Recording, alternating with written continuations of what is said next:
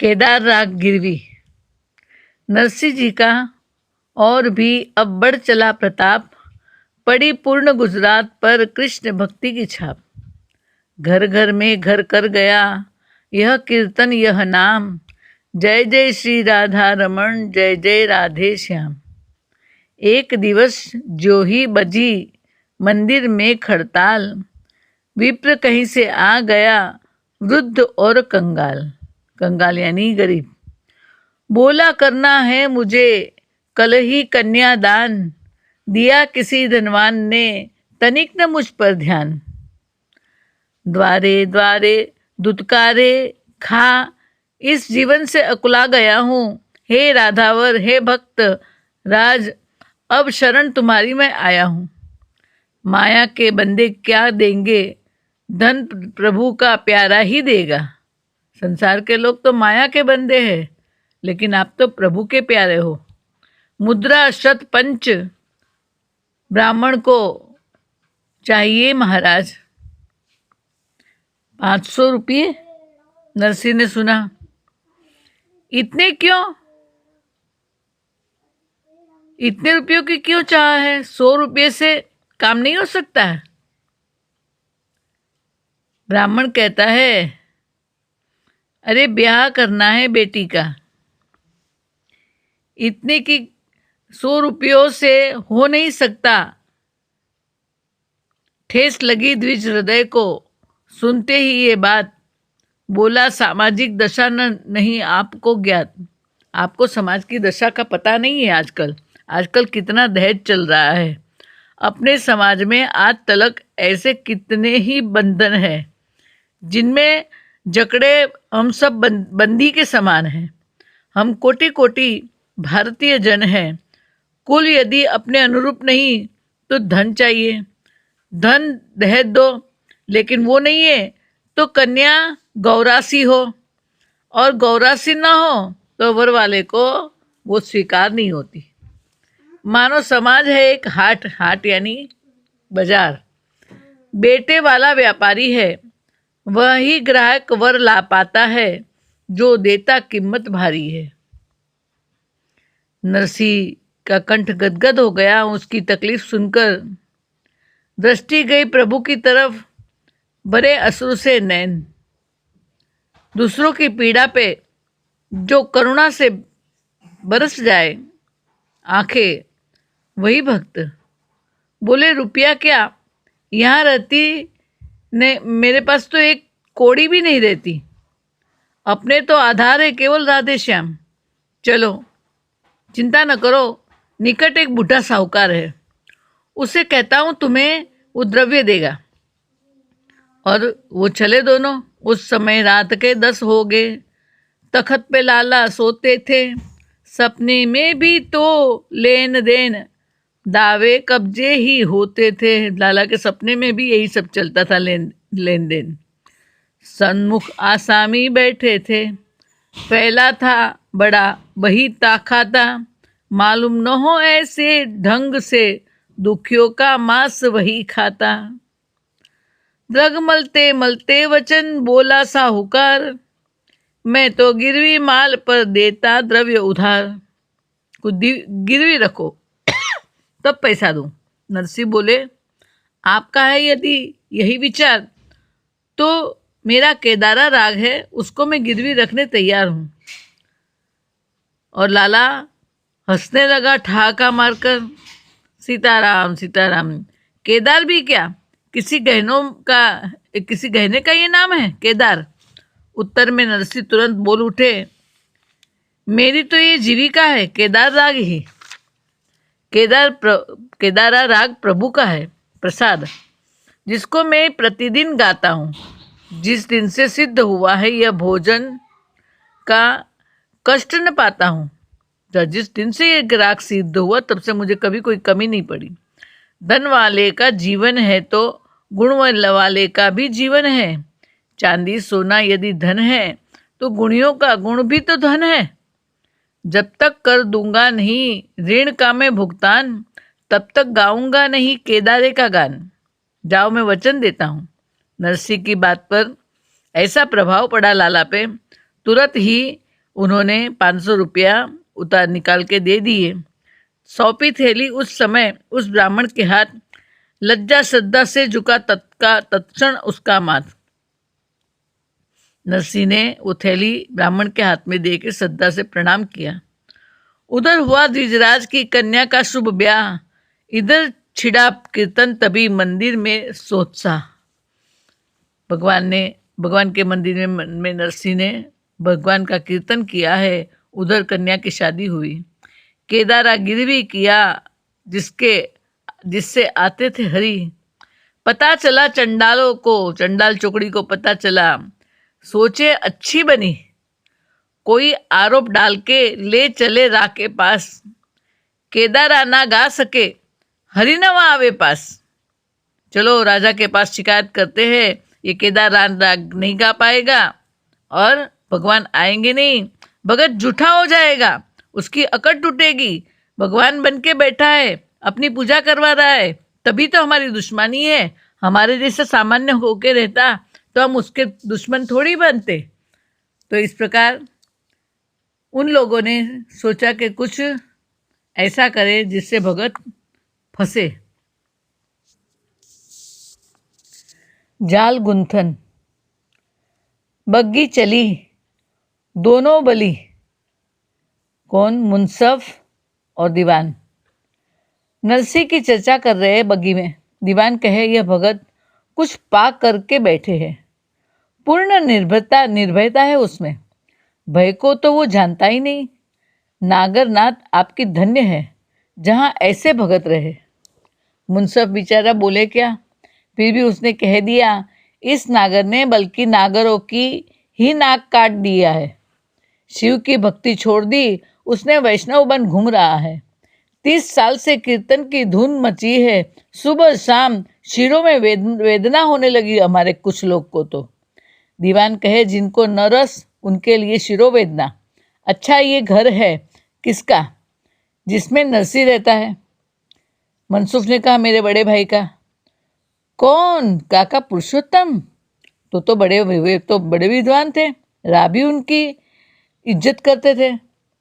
दीवान कहते हैं उनका है तो घर खाली करा लो, शिरदत सारा हट जाएगा। मुंसफ कहते हैं साहब दुख की बात यही है, वे भी बन गए थे वैष्णव। नरसी द्वारिका में उन्हें मिल गया था और नरसी से प्रभावित हुए, अपना घर दे दिया उनको, जीवन भर रहे समर्पित। दुख की बात उससे है, उनका पुत्र नरोत्तम भी उन्हीं का भक्त है, उन पे श्रद्धा रखता है, उनको समर्पित है।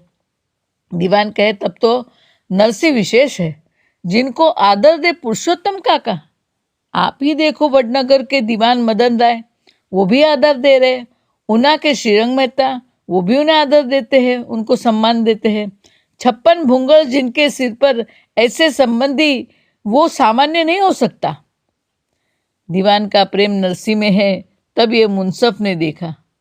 तब वाणी बदल के बोला, वैसे नरसी है ऊंचे कुल का, तड़ा जाके नागरों में उनका कुल 1 नंबर का है, पर साधु और नीच वर्ण का संग करके वो बिगड़ गया है। तभी तो उसने कहा कि वर्णना धर्म कर्म करवा टळ्या, गंगा में नहाने से पाप धुले, वर्ण कहीं धुल सके ना। साहब आपको ये भी पता नहीं, मेहता श्रृंगार रस गाता है, श्रृंगार रस के नाम पे नरसी अश्लील रासलीला रचाता है। दीवान कहता है मुझे पता है, गोपी भाव में आ जाता है, तब रासलीला गाता है, तभी तो पैरों में पायल पहनी है। मुंसफ की अब समझ में आया कि दीवान मोटा काका जैसा है। तब वहाँ कहाँ वर्ण भेद मिटाने गया तो भारी पड़ना। दामोदर मंदिर के महंत भी इसके विरुद्ध हुए हैं, इसका तो आप कुछ करो। दीवान कहे क्या कर सके, राजा की भी कुछ ऐसी ही इच्छा है, पर हमारे हाथ न आया, कुछ भी हमारे हाथ में नहीं आया। मुंसफ कहे आया तो सही, वर्ण भेद नहीं मानता, इसी पे आगे बढ़े। दीवान कहे काव्य कथन में है तब तक गुनाह नहीं है, वो गाता है तब तक कोई गुनाह नहीं है, लेकिन जब आचरण करेगा उस दिन ये अपराध हो जाएगा। मुंसफ कहता है, छली को उपाय मिल गया। साहब कहते हैं, साहब अपने घर गए हैं और मुंसफ गया गजानन के घर। सारी बात बताई। मुंसफ कहता है, वर्णावरण के भेद तुड़ाओ नरसी के ही हाथों से। गजानन कहता है, धन्य है साहब आपकी बुद्धि, इस धरती पर अमर रहेंगे। मुंसफ कहता है, बात ये बाहर जाए नहीं, वरना सारी वरण रूठेगी, गला हमारा फंस जाएगा, नरसी से गुनाह होगा नहीं। गजानन कहता है, अब ये बात हमारे पे छोड़ो, 2-4 दिन में देखोगे सारी वरण इकट्ठी होकर न्याय मंदिर में पुकार करे। ऐसा हम काम करेंगे, हमारे धर्म की रक्षा करो, हमारे धर्म की रक्षा करो, ऐसे लोग चिल्लाएंगे। मुंसफ कहे, एक बात सुनो, नाम मेरा ना आने पाए। गजानन कहे, चिंता मत करो, गुनाह बनने के बाद ही आप इस पिक्चर में आओगे।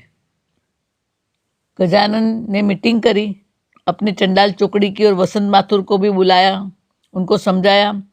अछूतों को समझाना है कि नरसी के भजन करवाए अपने हरिजनवास में, तभी तो गुनाह कहा जाए और शिकायत राजा तक जाए। वसंत माथुर ने बीड़ा उठाया। दूसरे दिन प्रातः ही नरसी चले प्रभाती गाते। वसंत माथुर पीछे ही लग गए। नगर बाहर आते दूसरा भजन उठाया।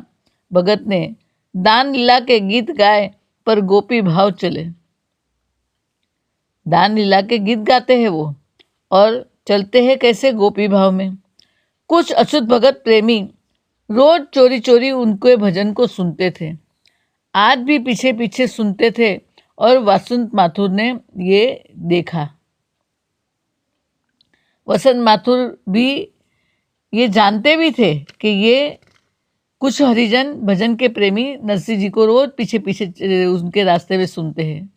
नरसिंह जी आज भी गाते हुए मटक मटक के गोपी की तरह चल रहे थे, गोपी की एक्शन करते हुए चल रहे थे, अभिनय करते हुए चल रहे थे।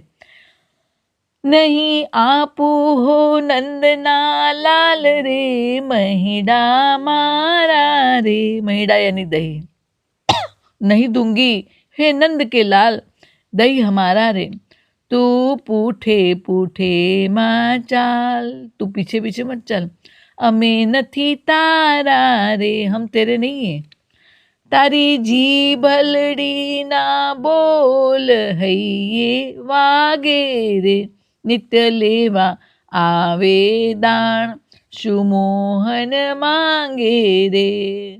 ऐसे गुजराती गीत गाते गाते चलते मटकते जा रहे थे। कृष्ण का हो तब कृष्ण की एक्शन करते, और गोपी का हो तो गोपी की एक्शन करते। नरसिंह कुंड पे चले गए। वसंत माथुर रुक गए, अछूत झाड़ी में छुप गए, राह देखने लगे कि कब नरसिंह जी जाए, तब फिर उनको सुनेंगे। माथुर दातुन तोड़ने के लिए गया और जानबूझ अछूत आगे, जहाँ अछूत बैठे थे वहीं गया।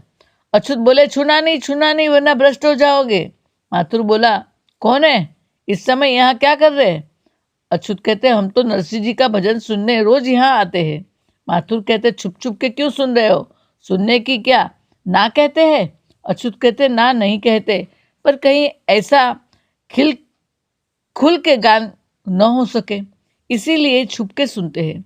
वसंत कहे, मूर्ख हो, उनका कभी रास है देखा? हर पूनम को रचाते हैं वो। आए कभी नागरवाड़ में? बोले एक बार आए थे, पर किसी ने छू लिया, हमें पिटाई उसमें हमारी पिटाई हो गई। माथुर कहता है, मेहता जी के भजन में इतनी भक्ति है तुम्हारी, तो फिर अपने यहाँ उन्हें बुलाते क्यों नहीं हो भजन करने के लिए? हरिजनवास में भजन कीर्तन रखो, उनको वर्ण का भेद नहीं है, सच्ची भक्ति भगत करते हैं। अछूत कहते हैं, ना हम कैसे कहे उनको, कहीं शाप हमें न दे दे। वसंत माथुर कहते हैं, अरे वसंत माथुर दोनों खड़खड़ हंसने लगे और बोले, भगत शाप देते नहीं है, कल प्रातः हम भी आएंगे, आप उनसे अर्ज करना, मान गए तो वाह वाह तुम्हारी, और जगत में नाम तुम्हारा होगा, क्रोध करे तो हम आएंगे, आकर माफ़ी दिलवाएंगे। कल प्रातः ना धोके तुलसी माला तिलक करके जल्दी आना, हम आएंगे, देखो हमें दगा मत दे जाना। अछूत ने कहा। अछूत होके तुलसी तिलक करे तो वे नाराज होंगे। दोनों कहते हैं ना ना, वो तो खुश होंगे, ऐसा भय मत करे। अगर आने न माने भगत तो?